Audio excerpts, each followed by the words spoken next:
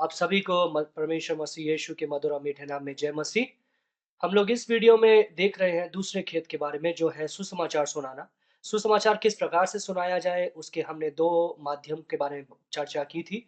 उसमें से एक माध्यम है मेरी कहानी या अपनी गवाही को प्रस्तुत करना, और दूसरा माध्यम है परमेश्वर की कहानी या परमेश्वर को सुसमाचार को प्रस्तुत करना।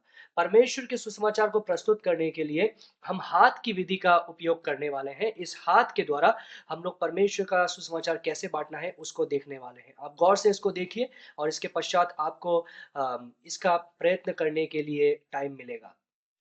ये परमेश्वर है, मान लीजिए ये परमेश्वर है और परमेश्वर ने सारी सृष्टि की।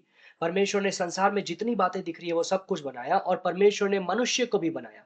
परमेश्वर ने मनुष्य को अपने स्वरूप में बनाया। परमेश्वर मनुष्य से प्रेम करता था, और परमेश्वर और मनुष्य एक साथ एक संबंध में थे, जो प्रेम का संबंध था, जो जो दया का संबंध था, जिसमें परमेश्वर की शांति और परमेश्वर की संपूर्णता था।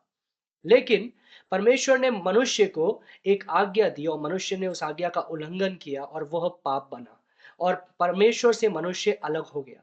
फिर मनुष्य ने बहुत प्रयत्न किया परमेश्वर के पास जाने के लिए, परमेश्वर को खुश करने के लिए, फिर से उस संबंध में आने के लिए, लेकिन मनुष्य नहीं कर पाया।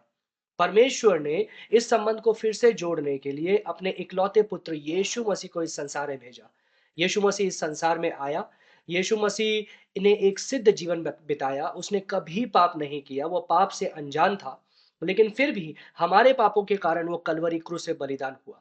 वो कलवरी क्रूस से मारा गया, वो गाड़ा गया, और 3 दिन बाद में यीशु मसीह फिर से जी उठा।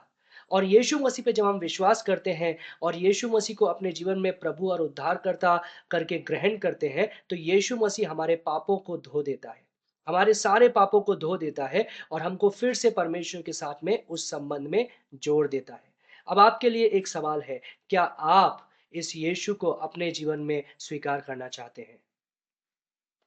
और ये जो हम लोगों ने देखा है हाथ का माध्यम, इस हाथ के माध्यम को कम से कम 3 लोगों के साथ में बताइए, 3 लोगों के साथ में अभ्यास कीजिए, और उसके पश्चात इसको जा कर के अन्य विश्वासी को भी बताइए। परमेश्वर आपको आशीष दे।